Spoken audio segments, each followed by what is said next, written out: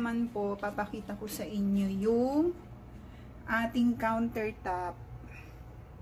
Yan, medyo luma na kasi itong building. Since na lumipat kami hanggang sa pinaupahan namin, hindi pa siya talaga na linis ng talagang linis na linis, as in general cleaning.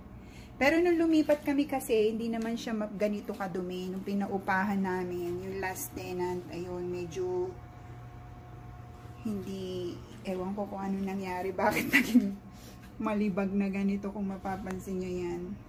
May mga stain siya, parang may pagka-yellowish.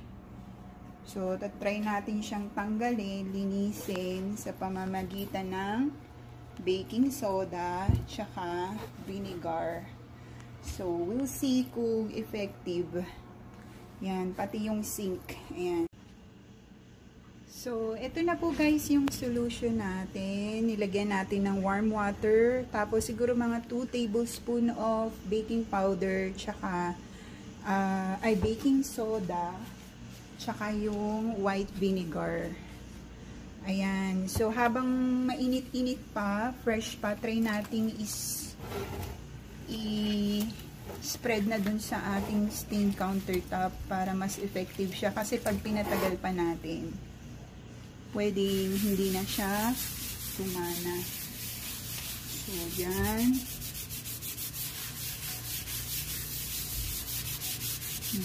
So, first, ito po yung medyo yellowish. Tingnan natin kung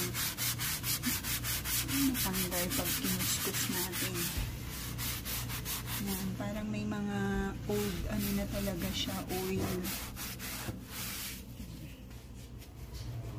Ano muna natin? Spread muna natin yung solution. Lagyan ko muna. Medyo basain muna natin. Para medyo mababad yung solution natin doon sa stain. Mas madali na lang siyang kuskusin mamaya. Ayan. Ayan. Lagyan ko muna siya ng solution. Tapos mamaya, isang pasada pa. Another application po. Para medyo may pressure na yung gagawin natin. Ngayon, ini-spread ko muna yung solution habang medyo ano pa siya, fresh. Para malusin niya na yung mga stain. Tingnan natin kung gaano siya ka-effective.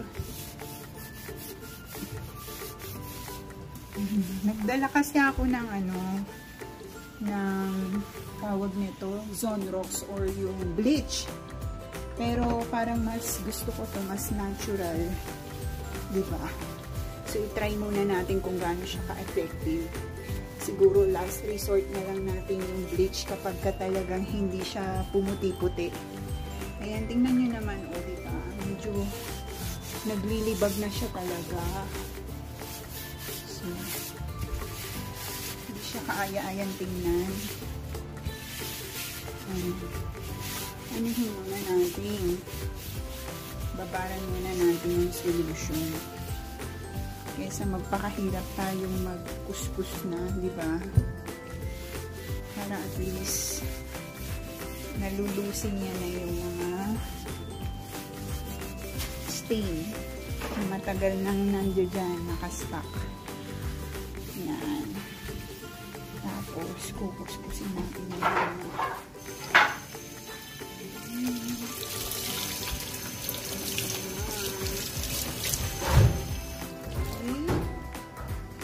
try ko na siyang siguro iwan lang natin siya ng ilang minuto tapos kukuskusin ko ulit.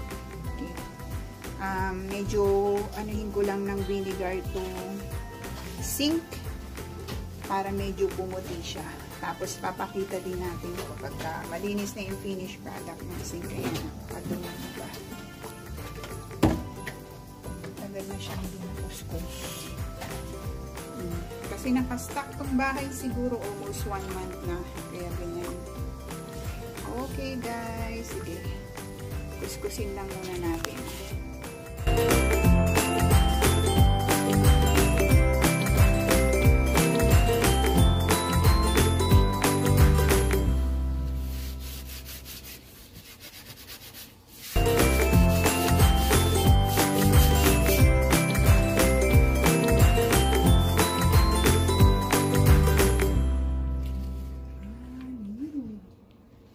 Pakadumi.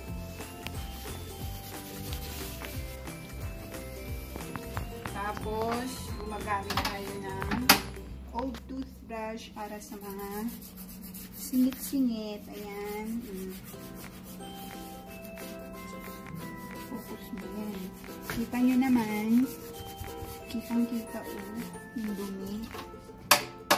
Is, natatanggal siya. Ayan, oo nga.